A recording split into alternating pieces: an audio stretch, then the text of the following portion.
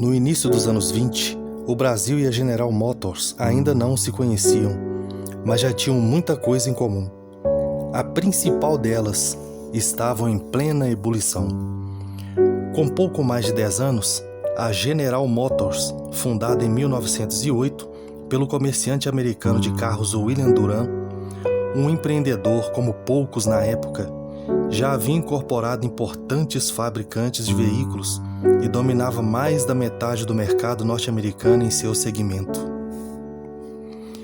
Estavam sob sua direção linhas de produção como a do elegante Cadillac, o Oldsmobile, produzido desde 1897, e da Chevrolet, comprada definitivamente em 1918. Esta última foi fundada por Louis Chevrolet em 1911, que começou sua carreira consertando bicicletas e competindo como ciclista. Ele conheceu o fundador da General Motors ao pilotar os automóveis Buick em competições e juntos fundaram a Chevrolet Motor Car Company, que Louis deixou em 1913. Enquanto isso, no Brasil, o ritmo das inovações ainda estava muito aquém do fervor industrial dos Estados Unidos. O primeiro veículo automotor a rodas no país foi trazido por Santos Dumont em 1890. No estado de São Paulo, trafegavam apenas 16 veículos, quando em 1903 foram editadas as primeiras normas de trânsito. Mas o melhor ainda estava por vir. Por volta de 1920, abastecido pelo campo, o Brasil viveu momentos de entusiasmo com o aumento das vendas de café no mercado internacional. O poder aquisitivo daqueles que já detinham o dinheiro começou a aumentar ainda mais.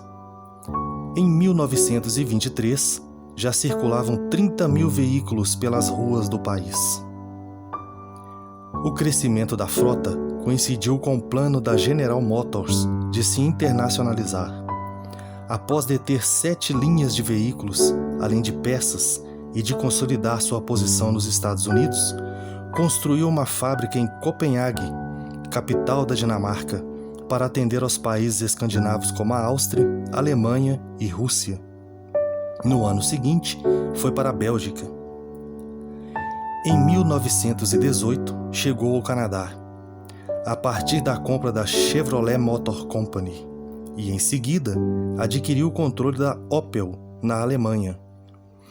Em 1925, foi a vez de Vauxhall Motors Limitada na Inglaterra. Em 1925, a General Motors chegou ao Brasil e à Argentina por meio da Manufacturing Facility. A Companhia Geral de Motores do Brasil foi registrada no tabelionato de São Paulo no dia 26 de janeiro de 1925. Naquele mês, deu-se o início das obras da primeira linha de montagem. O local escolhido era um grande galpão localizado na Avenida Presidente Wilson, número 201, no bairro paulistano do Ipiranga, símbolo da emergência industrial da metrópole nos anos 20, próximo da ferrovia Santos-Jundiaí. Em setembro, 8 meses depois da fundação, a empresa trouxe a público seu primeiro carro com a marca Chevrolet. A partir dali, no Brasil, a GM nunca mais parou. A companhia trazia em CKDs veículos totalmente desmontados, todos os seus modelos das marcas Buick, Oldsmobile, Chevrolet, Oakland Cadillac e Pontiac. A produção inicial era de 25 unidades por dia. No ano seguinte, a marca elevou-se para 40 unidades diárias e, em 1927, para 150 por dia. O ano de 1926 reuniu marcos importantes para a General Motors. Mais de 150 agentes vendiam carros da empresa em todo o país. Começou a circular a revista da companhia e foi realizada uma grande exposição de automóveis. Dias antes do evento, as principais ruas de São Paulo foram tomadas por quase uma centena de carros que anunciavam a exposição. O resultado? Cerca de 40 mil pessoas deslumbravam-se com o mais novo sonho dos brasileiros, os automóveis. No ano seguinte, foi produzido o Chevrolet de número 25.000, o que era fabuloso para o Brasil da época. Para registrar a data, a GM organizou um evento na fábrica durante a montagem de um carro, reunindo pessoas importantes como diretores de um banco de Nova York e executivos da General Motors Corporation. O carro foi montado em 20 minutos, impressionando os convidados ali presentes. Os cerca de 800 funcionários da fábrica do Ipiranga, boa parte imigrantes, estavam admirados com a transformação que o pátio sofria da noite para o dia. No final do expediente, os trabalhadores observavam o local cheio de veículos, prontos para a entrega. Na manhã do dia seguinte, não havia mais nenhum. Todos os automóveis haviam sido retirados pelos chamados caravanistas, os motoristas que os conduziam para os mais variados pontos do país. A localização da fábrica era estratégica, um dos locais mais movimentados de São Paulo na época. A capital paulista tinha 700 mil moradores, perdendo para o Rio de Janeiro. Sua vantagem, no entanto, era a ebulição da história, sinalizando que a cidade seria o grande polo no país, que somava então 34 milhões de habitantes. Embora fossem acessíveis apenas à parcela mais abastada da população, os carros já eram o grande desejo de muita gente. Desde o início, a General Motors teve a sensibilidade de trabalhar com os públicos, incluindo potenciais consumidores. Aos ricos, uma propaganda para lá de direcionada, como em um anúncio impresso na década de 20. Os hábitos da vida social impõem aos elementos de escola a obrigação de só escolher para o seu uso aquilo que condiz com a sua distinção individual. É uma razão porque o carro LaSalle, construído pela fábrica Cadillac, tem sido distinguido pela preferência dos exigentes desde seu aparecimento. Já para a população de menor poder aquisitivo, a publicidade dizia: o preço reduzido do novo Chevrolet não impediu que se dessem ao público os melhores rolamentos que se podem adquirir. A propaganda foi um dos trunfos da GM, trazido dos Estados Unidos. Boa parte das peças se referiam ao sucesso da empresa entre os americanos.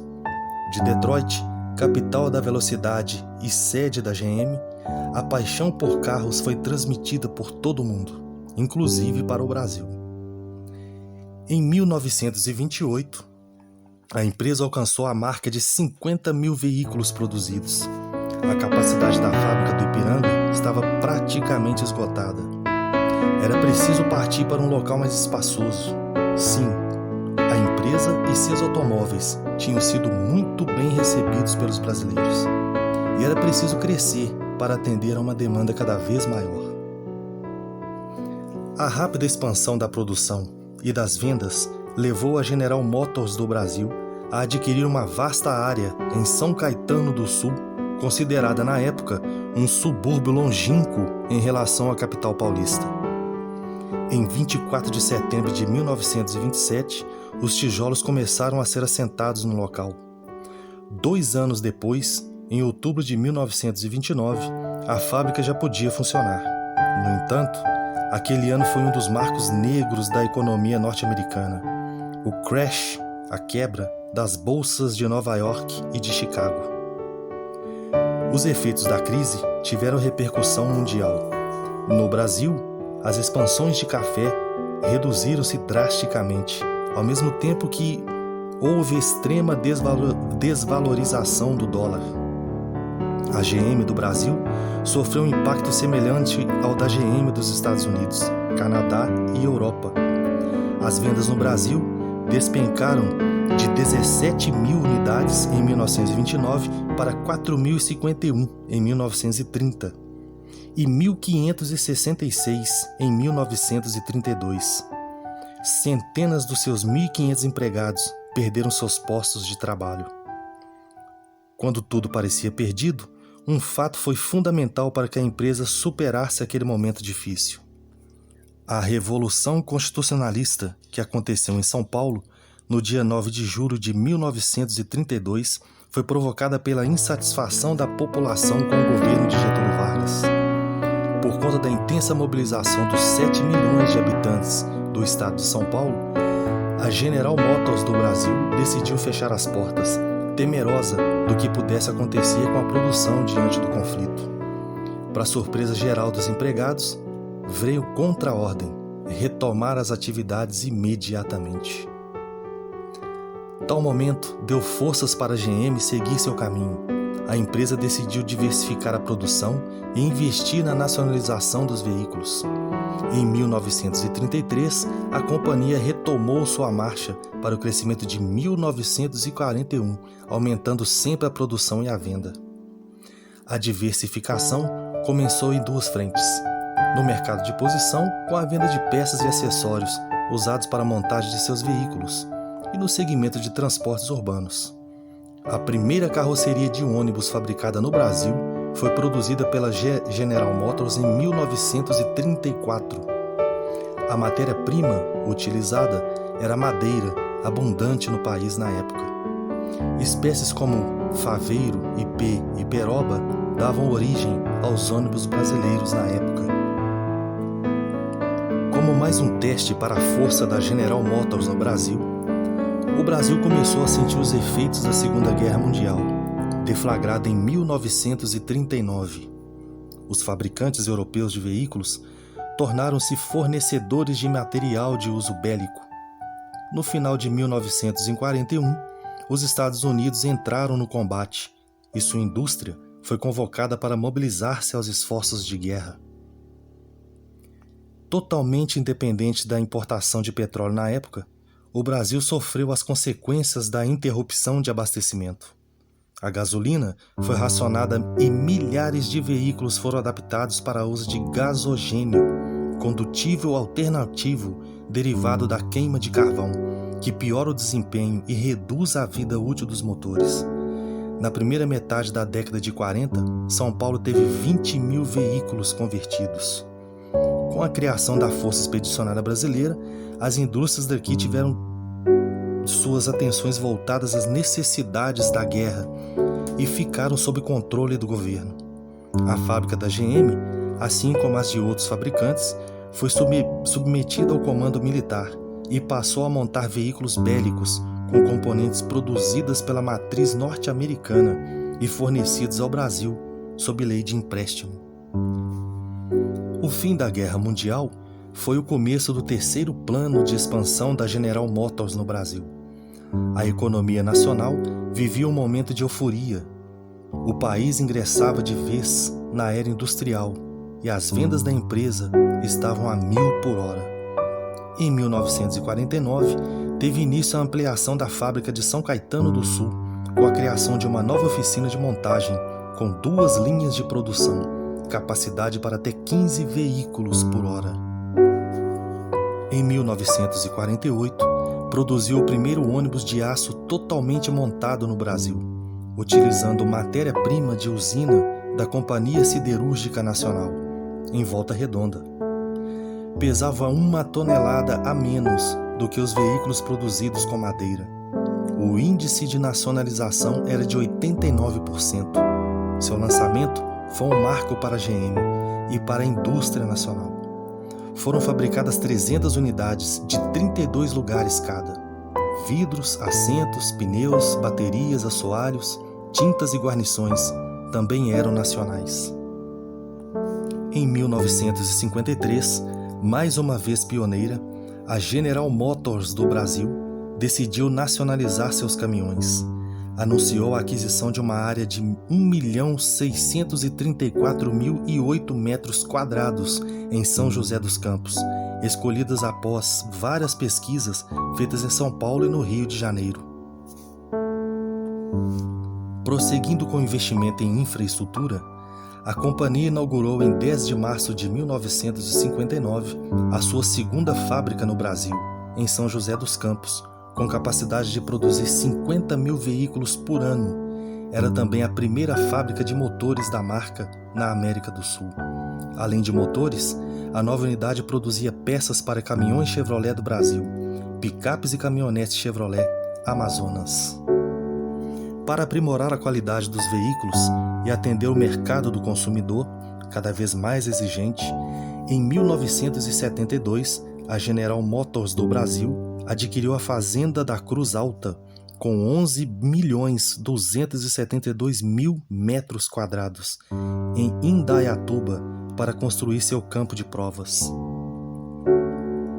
Em 1981, a General Motors Corporation instalou 3 módulos internacionais para produzir simultaneamente os motores do seu primeiro carro mundial, o Monza, na Alemanha, na Áustria e no Brasil. Fundada em 1911 em Detroit, a Chevrolet é uma das maiores marcas de veículos do mundo, com negócios em mais de 140 países e vendas anuais de mais de 4 milhões de veículos. A Chevrolet oferece aos clientes veículos eficientes e com ótimo desempenho, design diferenciado e de alta qualidade. No ano de 2000, a General Motors anunciaria sua entrada no século XX. Era inaugurado o Centro Industrial Automotivo de Gravataí, no Rio Grande do Sul. Criada para produzir um novo veículo, o Celta, que viria a revolucionar o mercado, uma das mais modernas fábricas do planeta, devido ao conceito de condomínio industrial, por agregar também os fornecedores.